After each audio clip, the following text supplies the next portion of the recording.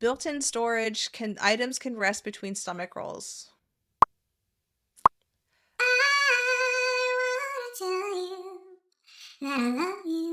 Good morrow, everybody. My name is Robin, also known as Sunny Side Up Gal, and you are my Sunny Side Up pal. Good morning, good morrow, and good day. If you are new here, thank you so much for coming to my channel. Thank you for coming to my channel. If you haven't already, please consider giving me a subscribe and go ahead and like the video because I may know you're gonna like the video. Everybody loves a copium den. And if the video is giving you an option to hype it because me trying to grow the channel. We're just gonna jump right into it. Today's episode is going to be a copium den. I was sent this particular post by like 7 people, and I've made it a priority to cover it this week for sure. I wasn't sure where it was gonna go, but it's clearly cope. It's clearly a copium. Copium? If you are, if you've been around a while, I have these things. I do these particular videos called copium dens, and basically it's just me covering a particular type of cope that a lot of the fat acceptance community likes to use. I'll list, this is probably going to be a part of the, I think I have an entire playlist of copium dens. They're one of my, people love the copium dens. They're one of my faves, and it's just fun to break it down and to live in reality together and kind of, and I guess maybe, I wouldn't say debunk. What's the word I'm looking for? Just like, I guess, push back against some of these copes. And our friend, the Fierce Fatty, who has been a guest on the channel quite a few times. They haven't been a guest, but they've been covered on my channel quite a few times because they spew out a lot of like absolutely baloney, banana bonkers, baloney stuff, bull honky. Horse.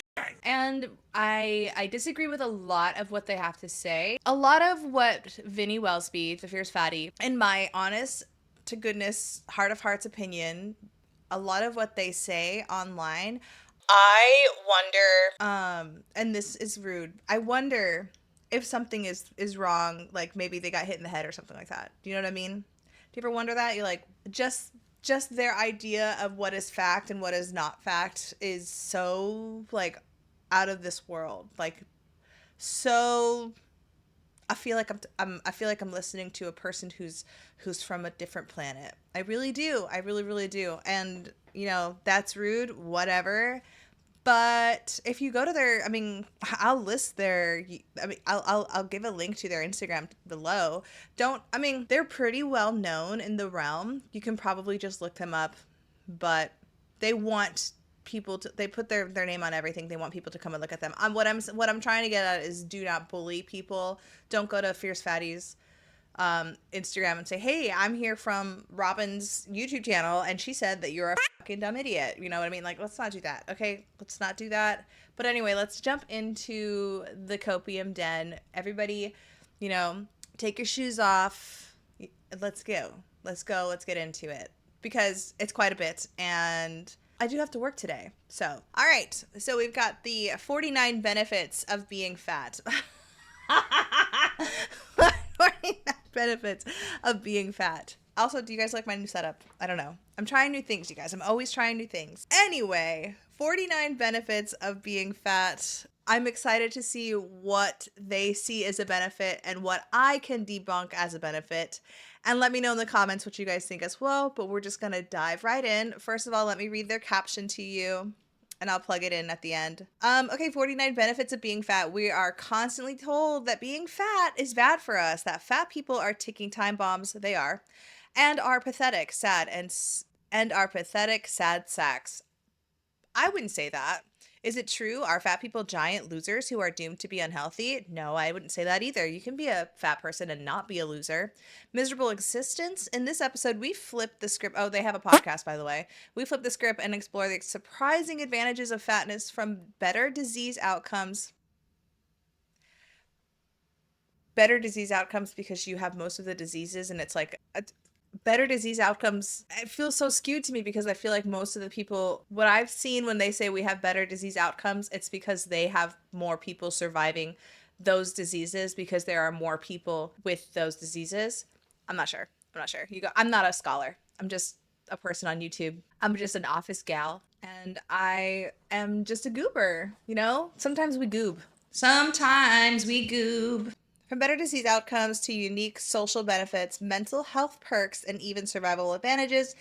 Survival advantages from where? From what? What? Maybe surviving a famine, which we haven't had since like Ireland times.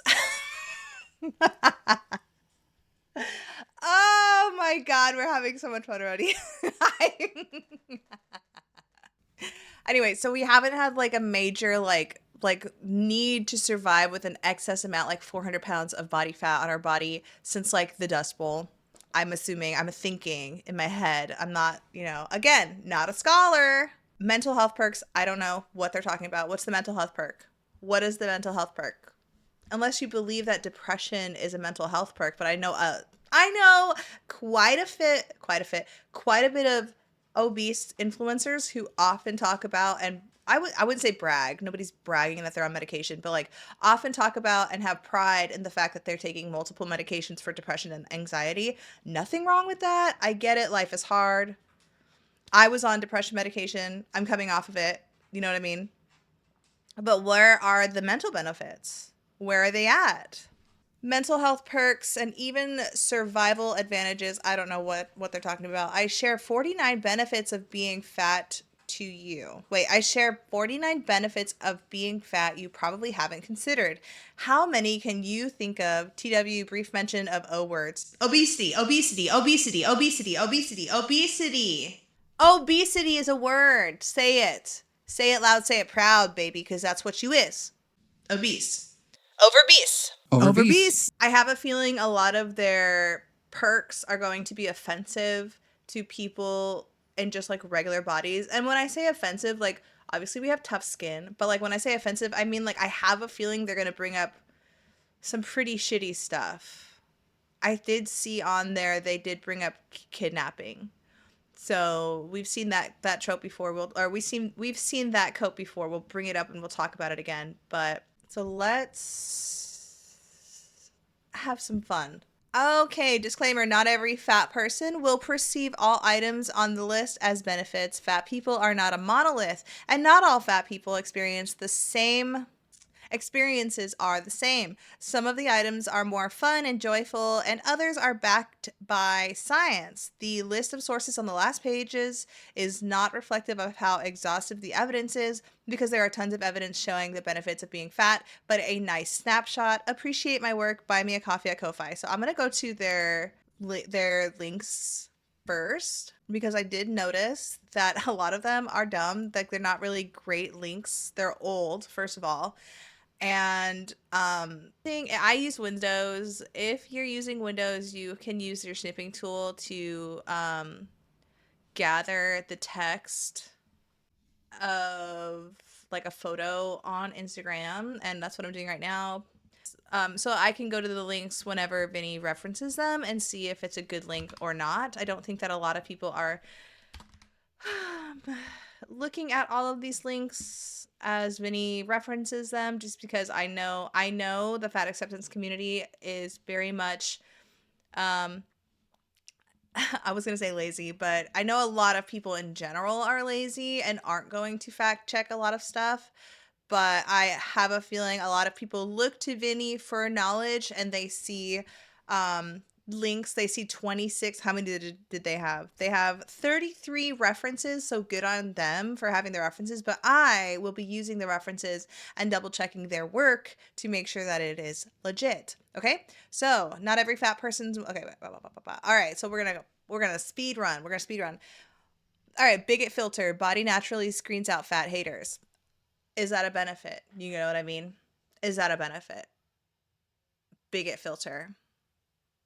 I don't think that everybody who doesn't want to fuck a fat person is necessarily a bigot. I guess, yeah, I mean, I guess if you are a fat person and you don't want to be around people who don't want to be around fat people, then I guess maybe it feels like a reach. We're reaching already. Soft and cozy. Is that a benefit, you guys? Is it a benefit to be soft and cozy?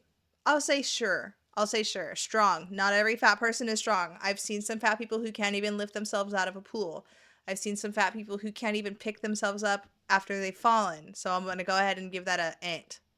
Ooh, should we keep a tally and see what and grade them? All right, so what I'm going to do is I'm going to add them together. And okay, so far they've gotten 1. Good on them. Good on them. So far they've gotten 1. I would say 2. We'll say 2 because soft and cozy could be a benefit, okay? Curves / fat rolls and movement can make dancing look extra fluid and dramatic. I would say no. I would say that that's a negative. A lot of people, I don't know, we've seen Anna O'Brien dance.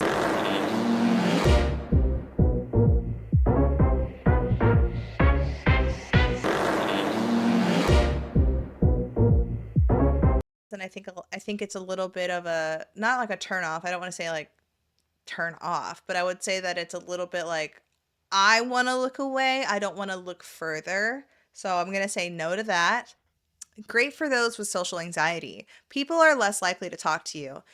I would say no. That's not a benefit. I feel like we are human beings and we are social people, right? I don't have social anxiety, but I'm also not, I don't feel like I'm a super, super social person. I am comfortable being by myself, but I don't want to encourage people with social anxiety to further isolate, because I feel like that can make things even worse. Like, I think it's okay to have a healthy amount, even if you have social anxiety. I think it's okay to have a healthy amount of social interaction, because that helps build resilience. Like, is that the right word? It helps build, yeah, resilience. It helps. I think I just think it's more beneficial. I just think it's better for people to, as humans, I mean, mice and rats are also social. Animals are social people. I mean, animals are social. We are social animals. And I feel like this is encouraging my isolation, and I won't allow that. I don't allow encouragement of isolation.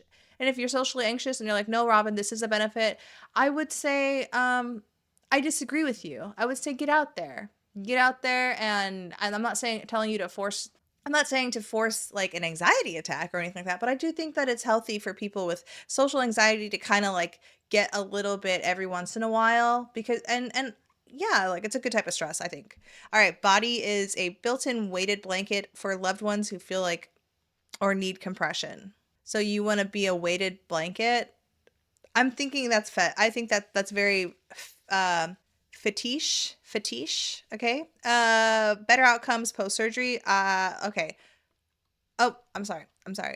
I skipped one. All right. Stronger bones, less risk of osteoporosis, and better survival from hip fractures. They've referenced number 1. So I'm just going to go to number 1 in their references. It's from 2016. So let's take a look here and see. Okay, you should be able to see the link in the above corner. It is looks to be T and F online, increased 1-year survival and discharge to independence living in overweight hip fracture patients. Abstract background and purpose. Hip fracture patients usually have low body mass index, BMI, and suffer further. Okay, let's take a look here. Results. Okay, so I'm looking at the results. Results. BMI. Patients with BMI of greater than 26 had a lower mortality rate than those with BMI less than 22 and those with BMI between 22 and 26. The odds ratio for 1-year survival in the group with BMI over 26 was 2.6, which is 95% after adjustment for sex, age, and physical status. Patients with BMI over 26 were also more likely to return to independent living after hip fracture. Patients with a BMI of under 22 had a similar mortality had similar mortality and a similar likelihood of independent living to those with BMI 22 to 26. Interpretation: in this selected group of patients with hip fracture, the overweight and obese patients BMI over 26 had a higher survival rate at 1 year and returned to independent living to a higher degree than those of normal healthy weight. The obesity paradox and the recommendations for optimal BMI need further consideration. Okay, and then it says here, up to half of all patients suffering from hip fracture are malnourished upon admission to hospital. So I think this goes back to that whole patients survive longer intense surgeries, like heart surgery. Patients with larger BMI survive and last longer than somebody who has a smaller BMI, and I believe that's due to the fact that they have excess energy stored. So I would give her this one. I would give her this one, but if you want to debunk it as well, let me know in the comments what you think. But we're going to go ahead and give Vinny this one.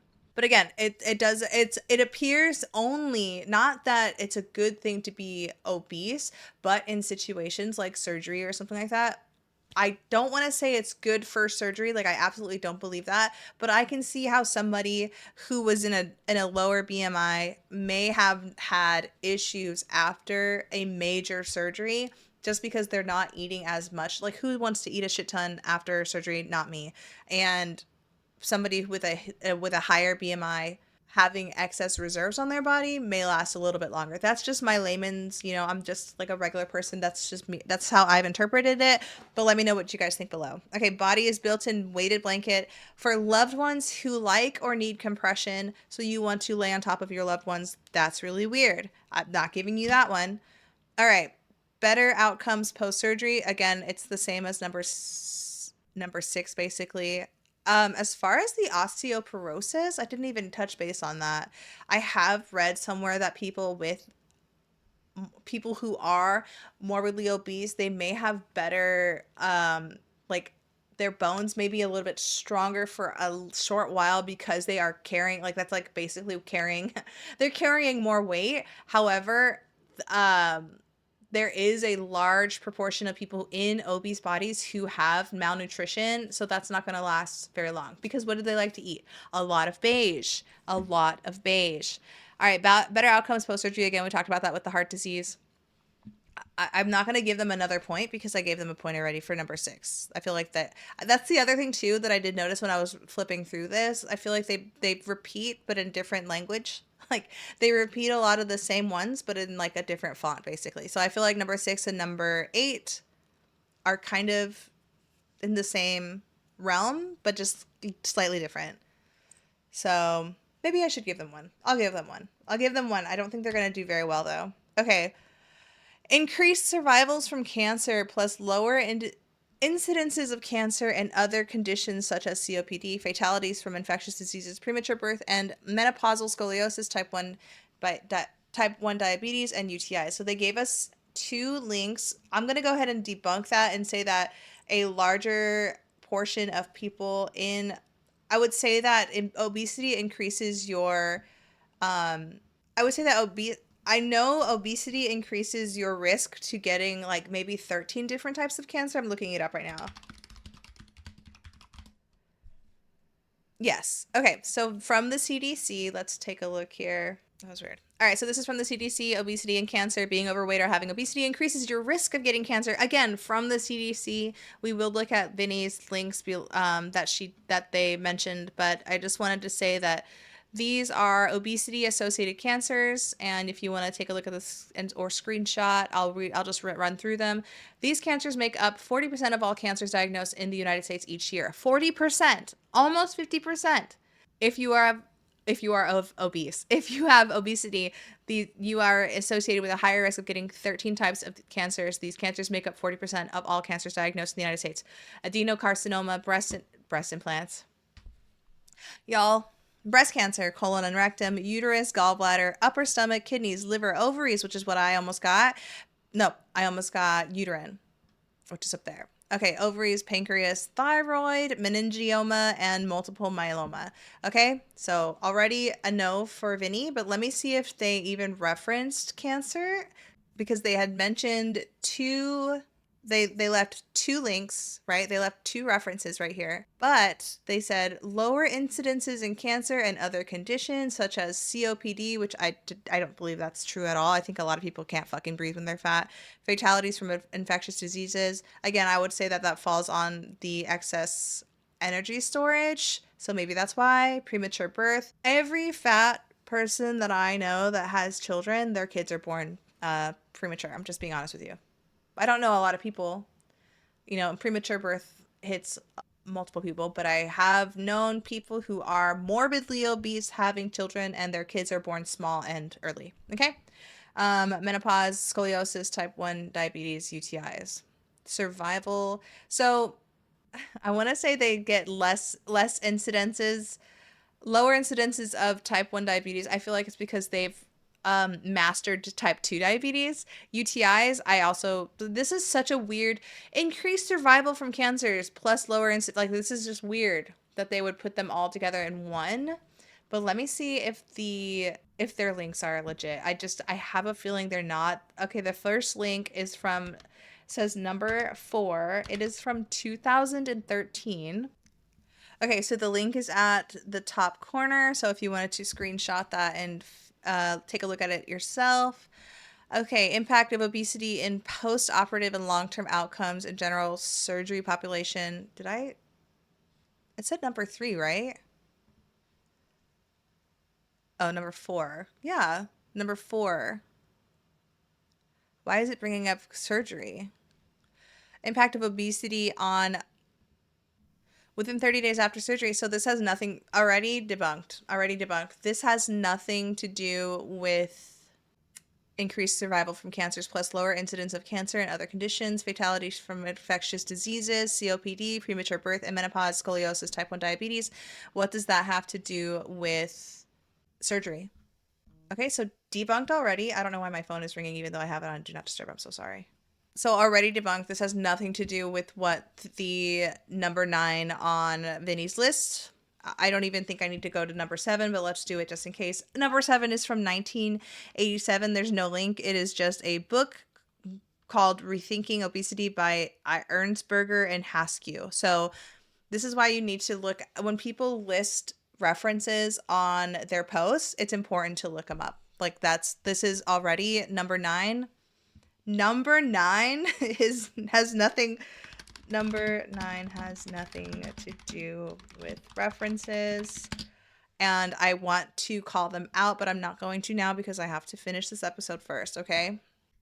All right, so number 10, fat pads help our bodies function. I don't see that being a thing. And that's just ridiculous, but let's look at one of their references. Hold on a second. What the fuck are we doing, Vinny? Hold on. Okay, it says fat pads help our bodies function. Role of autologous fat grafting in the conservative treatment of fecal incontinence in children. So it's talking about plastic surgery of, I guess, grafting fat. Treatment of organic fecal incontinence in children typical of anorectal malformations is most often conservative. However, when necessary, it can be surgical. Autologous fat grafting or lipofilling can be used to improve fecal incontinence. We present our experience to the echo-assisted anal lipofilling and its effect on fecal incontinence. Okay, I wouldn't say that this is a. I would say that. I would say that. Oh, I would say that. I'm not gonna look anymore at this because I don't like. I just don't. I just. It's just not. It's not. It's not a good reference, right? Fat pads help our body function. Here's an elective here's a surgery that's performed on children, where they insert fat into like the rectums of children so that they can stop shitting themselves. Like that's not. No, next, number 9, what's the reference? Okay, this is a reference about fat pads from 2018. DOI not found. DOI not found. Okay, let's try that again. DOI not found.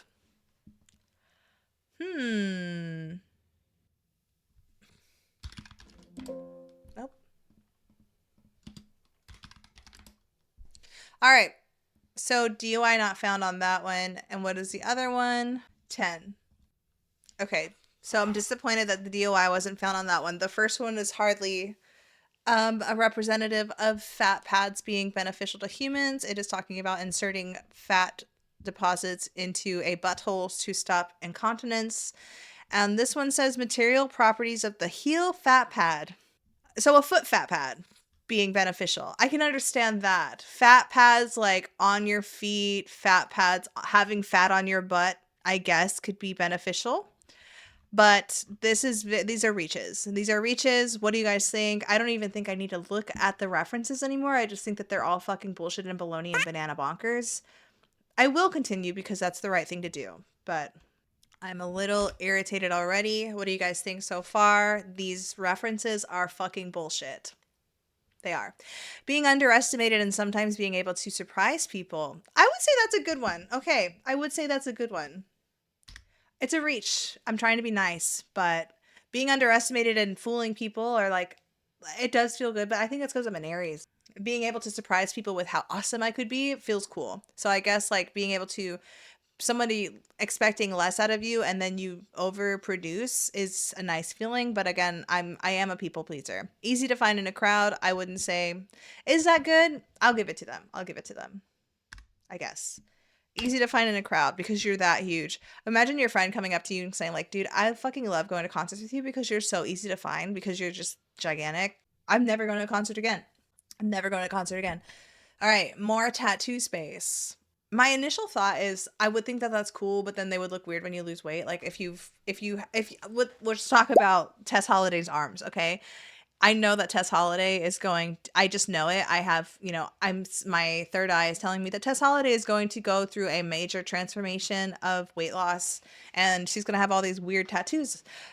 I think that the whole more tattoo space is not that great because that's just more spending money and I don't want to spend money, right? I feel like it's just like with dresses.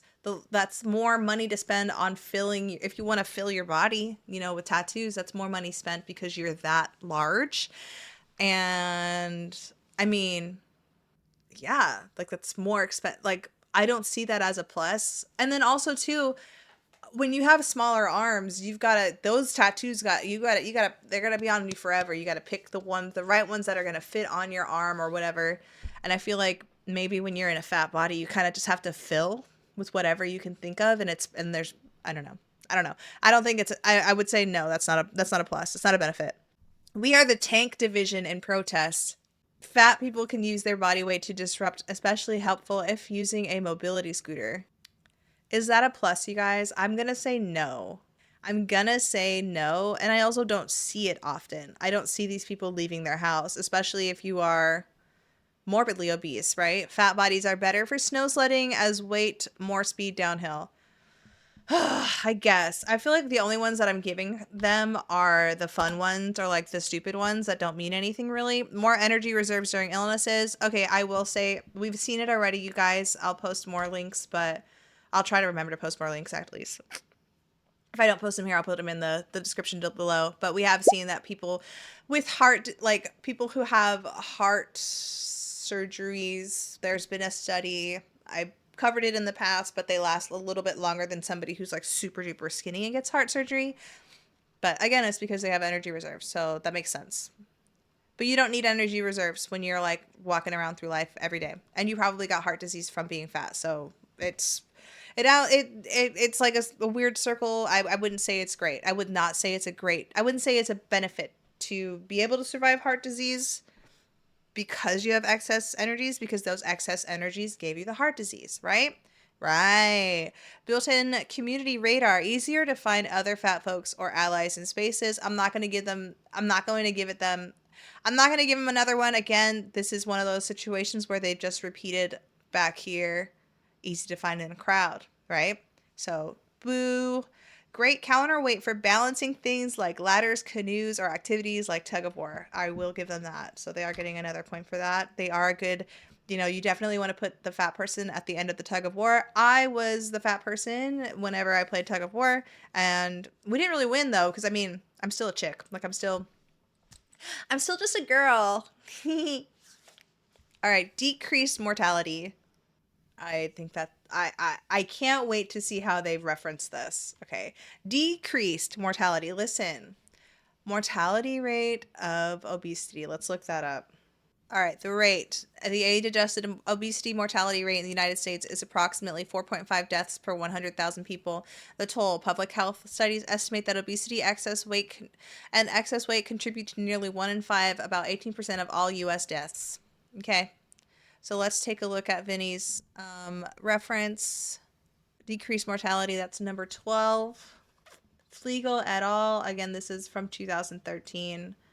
Let's see if this link works. Material properties. Oh, okay. This is from JAMA. Association of all-cause mortality with overweight and obesity using standard body mass index categories.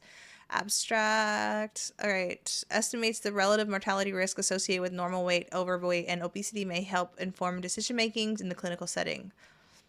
Let's look at the results. Random effects, summary, all-cause mortality, HRs for overweight, obesity 1,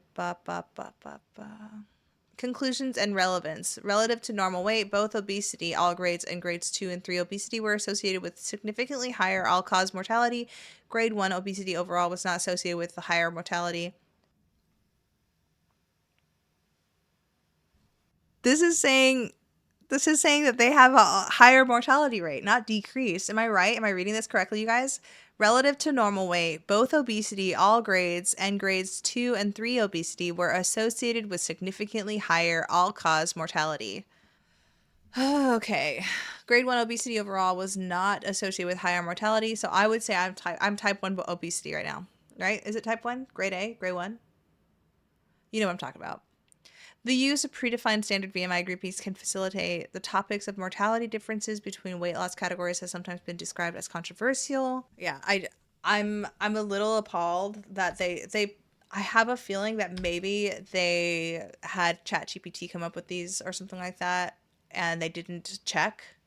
But I mean, if you guys want to read that further, I don't really have the time to read it further, but from what it looks like, the results even told us themselves that there is a higher mortality rate. So they more die, right? They more die. Pregnancy and delivery can be easier. Nope. I have not seen that. I'm not even going to look it up. It's difficult. And most of them have to do fucking C-sections, which nothing wrong with C-section, but I'm saying like all I can think about is like a bulldog, basically. Being part of the fat community. Boo. Lower death risk after hip fractures. So again, 22 is repeating. Stronger bones.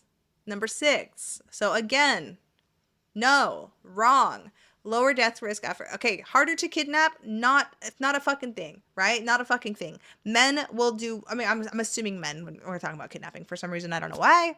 Probably because that's the number, higher gender that will do that. But men will do whatever the fuck they want, and they're stronger than you, probably. And I mean, we've seen Silence of the Lambs. Wait, was she a great big fat person? I bring this up quite often, but that guy loved to kidnap fat women. Mister, my family will pay cash. Whatever ransom you're asking for, they'll pay it. So, environmentally friendly, less bathwater needed to fill the tub. That doesn't necessarily mean that you're environmentally friendly. Maybe in one part of your life, but I do notice, and it's quite common, and I know that a lot of you notice, but a lot of these fat folks are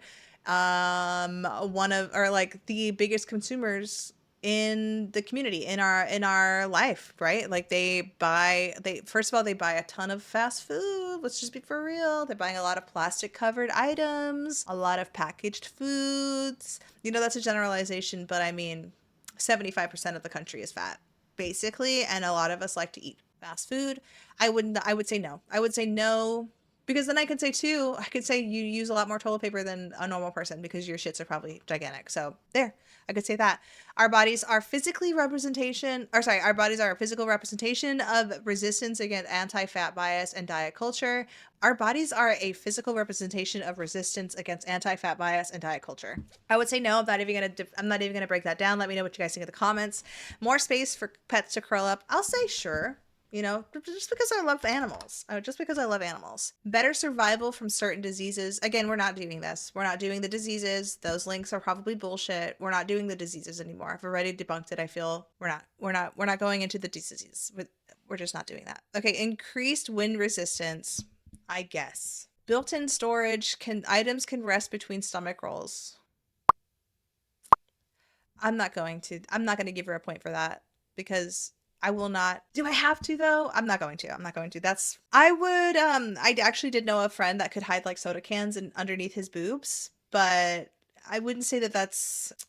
I'm not going to. Empathy and increased awareness, understanding of bigotry. No, I don't agree with that because I've seen a lot of people, especially you guys know me from doing Fat Logic, a lot of people in the realm hidden in the depths of Tumblr hate people who are small. They don't like, I would say, lean people. They don't like lean people. They don't like people who are less than fat. And this is performative, I think. Easier to apply testosterone gel. So I did see this one as well. Easier to apply testosterone gel. I would say I'm not 100% sure. I know I have some trans followers and some trans subscribers. So let me know, you guys, if it was easier for you to apply your testosterone in a fat body or if it's easier now that you've lost the weight. I would say it's probably easier now that you lost the weight because you could reach a little bit more, but I don't know where testosterone gel goes. So I would say it's on your arm and your chest, right? Because that's where I used to put progesterone. Adipose tissue is one of the body's most active and dynamic organs, producing hormones, communicating with organs, regulating temperature and immunity, cushioning organs and joints, supporting metabolic functions. I'm not even gonna look at the references anymore, just because we know that they're kind of like she let me down or they let me down. I just don't. And I also just don't have the time. I don't have the time. But adipose tissue is one of the body's most active and dynamic organs. That does not mean that it's a plus to have, because you can have too much of something. You can definitely have too much of adipose tissue. And when you do, you're kind of creating a chemical, like hormonal shitstorm in your body.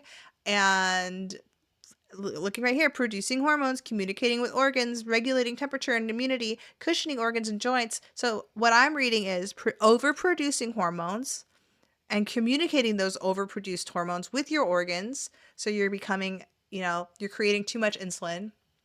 You will become insulin resistant. Regulating temperature and immunity, I would say zero. No, I would say no, because it's hot as hell being in a fat body. Cushioning organs and joints, you mean it's not considered cushioning. It's more of a strain on your joints to be in an obese body than it is to cushion them. And then also cushioning your organs, it's not cushioning your organs, it's strangling your organs. Visceral fat is extremely dangerous around your organs, you guys. And supporting metabolic functions. So zero. I'm not even going to look it up. I think we can all, as a group together, be like, it feels like they pulled that out of Mirrorland, like out of a mirror. And like in the mirror, the opposite is true. So that's what I'm getting at. But anyway, safety cushion for organs. Again, they repeated safety cushion for organs, joints, and boats. They repeated number 33. And then even in number 33, they did not include number 23 reference. Do you see where I'm getting at? Like this person, what are we doing? Do you see where I'm getting at with the references? It's just bullshit. And the only reason why I can call out this bullshit, you guys, is I used to do this in college and high school. I used to overproduce words, over-reference, because I knew that if I over-reference, somebody would look at it and be like, oh, she did the work. Cool. I mean, obviously my references were still legit, but like they were like, I used one vocabulary word and I referenced the dictionary from the website and, God, I'm kind of pissed now. Incredible resilience from surviving discrimination. I would say no. I would say no, because they do bring it up quite a bit, almost like they haven't healed. Mental health, lower rates of suicide. Okay, this is a big one for me because I have a feeling I'm just spitballing. Let's start a discussion in the comments below. So lower rates of suicide, I would say, because most of the people, in the highest rate of self-unalive is in the country is performed by males, right? Okay, yes. So males unalive themselves approximately 3 to 4 times fast more than females. And I think that there's less sewer slide in the fat acceptance community because most of them are women. So Boom! Lawyer. I think that that's a healthy comparison. Let me know what you guys think in the comments. Do you concur? Visually interesting. Nope, we're not doing that. Staying fat versus losing weight associated with reduced mortality and cardiovascular disease. No, again, this is I wouldn't give her that one. I wouldn't give them that one either. I wouldn't give them all of the ones that are medical. I'm refusing to give them anymore. More likely to survive disasters. I'm interested. Let's go to the reference. It's a reference from 1997, by the way. Number 11. Okay, so this is from 1997.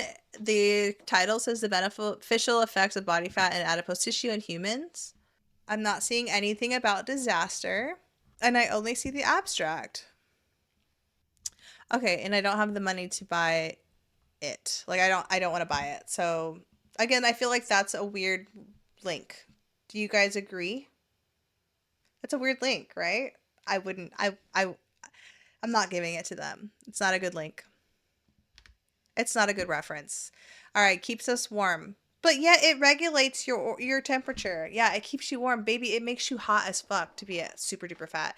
Able to hide a pregnancy for longer. That is not a benefit. I don't think that that's a benefit. Why would you I can't with these people, dude. Often memorable to the people you meet. Physical distinctiveness makes first impression stick. I will say yeah, and I think that is a good benefit. You're unique. Okay, recover more quickly when hospitalized from COVID. No, I disagree with that. And I want to see what their references are. I'm not going to get into it, but I have a feeling that the references are not medical journals, that they're actually like websites. So let's take a look here. All right, 30 is... Okay, 30 was a DOI. 31, also a DOI. All DOIs. Okay, let's take a look here. Number 33... Let's take a look at this DOI. I can just read. It says that obesity is not a COVID-19 risk factor. It is not a DOI. My bad. It is just a website. Dances with Fat. Already, don't take them seriously. The large study, weight stigmatizing language, be my numbers, of more than 100,000 people in COVID-19 found out that high body mass index is not a risk factor or death. This one is from JAMA. This is reference number 32. Risk factors for hospitalization. Okay, so this is regarding veterans with COVID-19. However, obesity, black race, Hispanic ethnicity, pulmonary hypertension were not associated with mortality. Okay, in this national cohort of VA patients, most panorama deaths were associated with older age, male sex, and comorbidity burden. Many factors of previously reported to be associated with mortality in smaller studies were not confirmed, such as obesity, black... Okay, that says that not confirmed. Doesn't mean that it was necessarily studied, right? Am I reading that correctly? What I love about you guys is that most of you guys are smarter than me, so you can kind of tell me if I'm reading this wrong or if I'm correct on my assumptions at least. And then the last reference for that one... Again, they're not direct studies of obesity and the panorama, but they just happen to say that obesity is not on there. Let's see this one. The corona epidemic is spreading globally. Conclusions. Our meta-analysis show that the prevalence of obesity in COVID-19 is relatively high, and obesity is a risk factor for severe schmovid, while not death. We understand the role of obesity in the progression of COVID-19. So obesity does progress COVID-19. It does not cause death, I guess. Okay, so basically, okay, then we can identify, treat, and monitor COVID-19 patients with obesity early based on BMI data that is easily available to see who among these patients could benefit from aggressive treatment. So I guess if you are I guess if you're in an obese body, you have to... You're easily identified to be treated more aggressively for COVID than somebody who's not obese. And I guess it does not...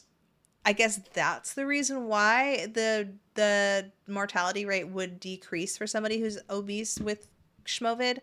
I'm not going to give it to them still because the links were all bullshit. But buoyancy, I will give them that. See, all those stupid ones are what I like. All right, momentum advantage in some sports, roller derby, rugby. But are you going to do the sports? That's the thing. And again, this is somebody with a high, that's with an increased BMI. That doesn't mean 400-pound people are going to play rugby or roller derby, right? Fat bodies are countercultural and iconic. I would say no. Belly shelf for snack. I will not. I rebuke it. Okay. Paintball advantage. Pellets may bounce without bursting. I'll give them that one. I will give them that one. Fat joy living without shame. I'm not going to give them that one. So they got 14 out of 49. So they got a 28%. That's an F. Big fat F. Big fat F on that. And then there's the references. I don't think it was a great post. What do you guys think? Do you think any of these were actual benefits of being fat? Or do you think that Vinny pulled them right out of their ass to sell a death cult, basically? I agree with what I said. So if you made it all the way to the end, go ahead and leave me what should we leave? Leave me a pair of glasses because they always wear the funky glasses and stuff. So leave me a pair of glasses in the comments below. Let me know what you guys think. What do you think was the most ridiculous one, and which one did you actually agree with? Which benefit of fatness did you actually agree with, and which one did you think? Which one made you pull your hair out with how nonsense it is? Again, you guys, this is another example of why it's important to cite your sources correctly, but also check the sources that are cited by people on the internet, because a lot of people will list, how many did they list? 33 references. A couple of them were broken, others were not related or hardly related, to sell a dangerous lifestyle, and that lifestyle is of being in the fat acceptance community and being morbidly obese. So again, let me know, you guys, what did you guys think? I want to do more of these. I love debunking and calling out nonsense and bullshit. So again, the Copium Den is always fun. Let me know what your favorite copes are below. I need to find some more to cover. I'm thinking about getting an email so that you guys can submit creators or other copes or topics that you'd like for me to cover. So that's going to be coming soon. Yeah, thank you so much for watching all the way to the end. Again, don't forget to leave me. Don't forget to subscribe if you haven't already subscribed. Like the video if you liked the video. And don't forget to hype the video if it's giving you the option to hype it. Okay? Goodbye. Goodbye! Do you remember when we met? That's the day I knew you were my pet. I wanna tell you that I love you.